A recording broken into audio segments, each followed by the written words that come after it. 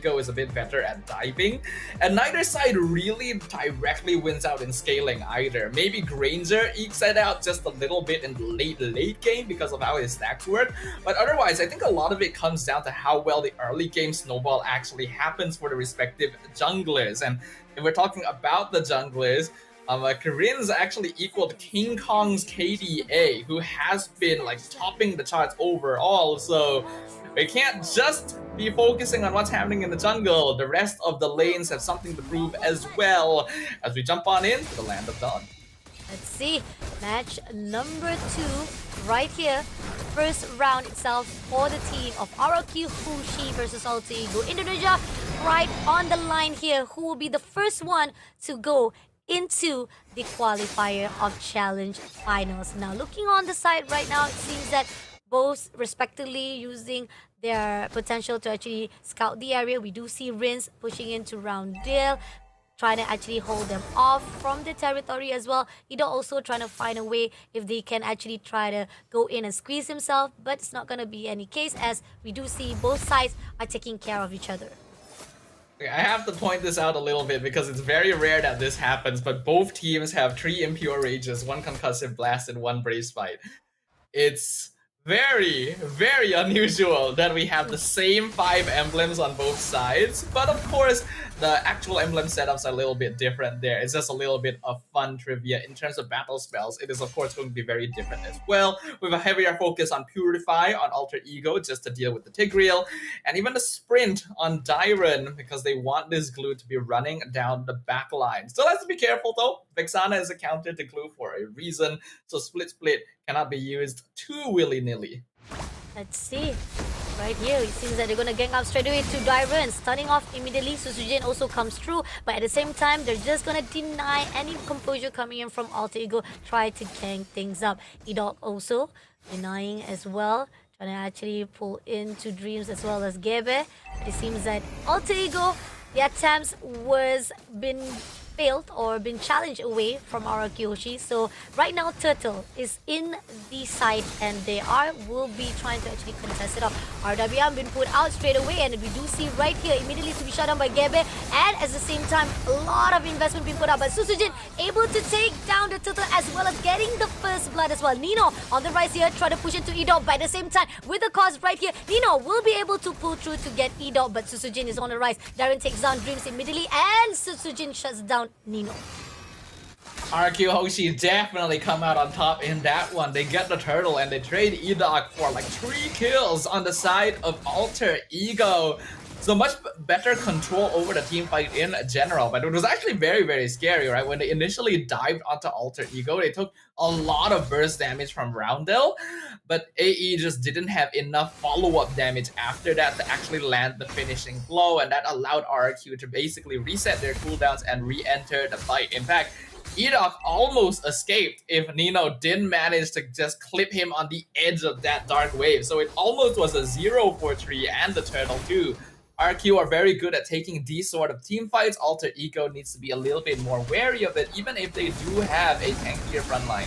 Oh, coming in Dreams, and Glorious Pass been used up. Will denied in middle of the movement, and it seems like no matter what, they will not allow Dreams to back away. But at the same time, the What Cost here with the trade-off as RRQ able to control the maneuver. Now Sutsujin coming down to try and deal with highs. Retri comes out. Zaman Force used by the Harif. Sutsujin instantly has to dash out. Rins is coming in from the back line now to go for it. But Highs is beautifully maneuvered past 3 members of RRQ. He is the goal lane. He's the win condition for Alter Ego. And by avoiding a pickoff here, he's at least able to keep himself up to date with Toys Farm. Oh, nice maneuver coming in. At least at the time, Heist was able to actually evade those, fight it off of the gang.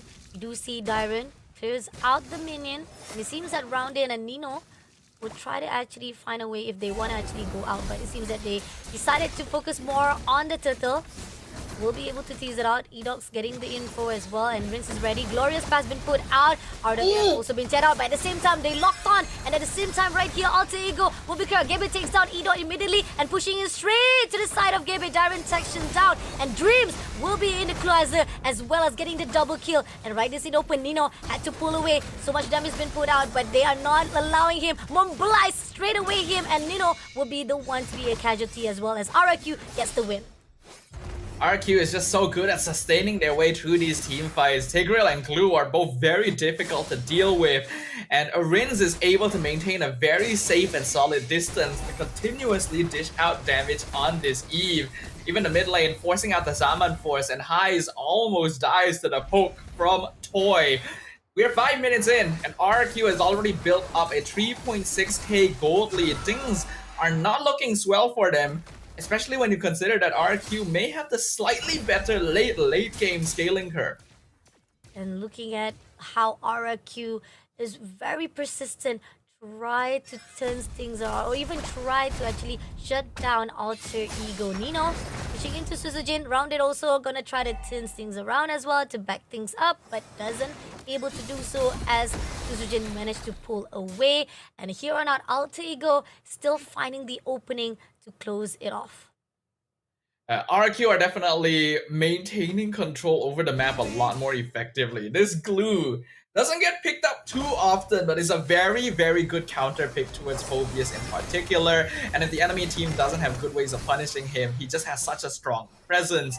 Multiple ultimates used in the mid lane to catch Rins, but a simple flicker just gets him out, and Alter Ego not able to be rewarded for their aggression anywhere on the map. Oh, it seems that we do see that Team RRQ already clearing out the first level of top and bottom lane, and they're almost close enough for the mid as well. And here, Suzujin seems that he is gonna go in for push out to Dreams, but RWM was invested right on the mid, going in all out to Roundel, managed to shut down by Dairen immediately. Now Gebe is in the scene of Dairen. He wants to go in all out, but the turret will deny his movement, only getting that one kill, but it's already enough for RRQ HOSHI to do so much damage. We're seeing a reason why the Tigreal was prioritized by RRQ HOSHI, why it's a popular pick between both of these teams. They like these more default front to backs, and if you're able to punish people with that implosion timing, if you have a secondary front line that can buy you time and attention from the opponent so that you can delay the implosion, it is so easy to actually catch the opponents off guard. Especially since Alter Ego actually isn't a very high mobility composition. Their positions are going to be largely fixed within the team fight itself, with the exception of Highs, which allows RRQ a bit more strategic thinking and how they want to approach every single engagement. They are trying to clear out the first level of turrets as well as the second. Try to actually go all out for that second level. And Dairen also overlooking to round in on Nino. Try to find a way and allowing Edoc as well as the fact that Toy will be able to actually find a contempt for the territory.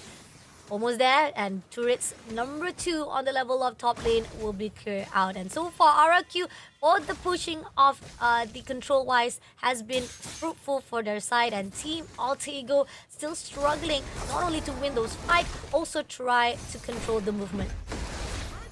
Things are going very, very smoothly right now for RRQ HOSHI. It's going exactly according to plan, exactly how you want to play the game of MLBB. I'd say this is a very textbook definition of how you're supposed to win the game, actually. It's a slow burn, but it's an effective one because they've already built up an 8k lead in 8 minutes. That's usually the phase where you expect it very difficult to make a comeback. Even the RWM by Rins just to force him back, maybe get a cheeky pick off if they can. Mind you, this whole time, Toy has not been disrupted on the Granger. Oh, Glorious Pass has been put out, but he's not gonna be able to go anywhere. Every time he put out the Glorious Pass, it's just for him to escape, but denial been done by RRQ. RRQ slowly denying every avenue of exit for Alter Ego. They literally cannot even play in their half of the map anymore. The base is the only safe spot left for them, as RRQ just keeps making their presence known, not allowing them to walk out to get farm. This is gonna even more heavily snowball the game in their favor. As even if they pull their cores over to take the Lord, Alter Ego can still only try to play together, and they're not going to be able to easily pick off Edoc or Dyron anytime soon. I would say the game is already basically GG unless Alter Ego can make some kind of miracle happen. Miracles, and also possibly with RRQ, if one slip will be done, maybe possibility if Alter Ego saw that opening, they can actually change it off and get the fruitful they needed or success on their side. But then again, it's not gonna be easy. They need to find the pinpoint. At least denying the movement of Direct, or even the fact that we do see that Toy moving in and out as easily as possible is giving a lot of the mobility wise control coming in from from the side of Team RRQ HOSHI, and Alter Ego haven't found that point itself. But Toy, look at that, giving a lot of damage coming in from Gebe, just enough, and he already spotted out Edo, also looking for an opportunity for that implosion, but at the same time, they are clearing out the turret as well, doing a lot of damage. But Team Alter Ego very cautious, trying to be disciplined, denying any of the opportunity. But Glorious Pass been invested already. Dreams a little bit too ambitious, but at the same time, Gebe will be taken out by Sujin right at the top. And right here, Zamapo has been put out. RWM will be taken out. High stakes down Edo as well as Sujin, making sure clearing out as well. And you do see Riz getting those double kills, but it's clearing out the team of Alter Ego. None things can be done as they able to shut down the first round into the hands of RRQ HOSHI. A very straightforward victory for RRQ. They didn't really have to do anything too special, too unusual. They just played a clean, efficient, and effective MLBB. Because they had a good lineup, solid counter picking, and a plan in mind right before they entered the land of Dawn, it all went smooth like butter. Alter Ego tried their best to respond, but were still lacking on certain tools and missed out on engagements that they needed to actually get farm to keep them relevant during certain power spikes. Because of that, this is the fastest game of the challenge season so far, not even breaching the 11-minute mark and still having a 13,000 gold difference in favor of RRQ. Oh, I mean, the fact that RRQ was controlling throughout the whole entire game itself. We do see Alter Ego did try to actually turn things around. They did try to get that trace or even try to maneuver into their side itself. They had the kill.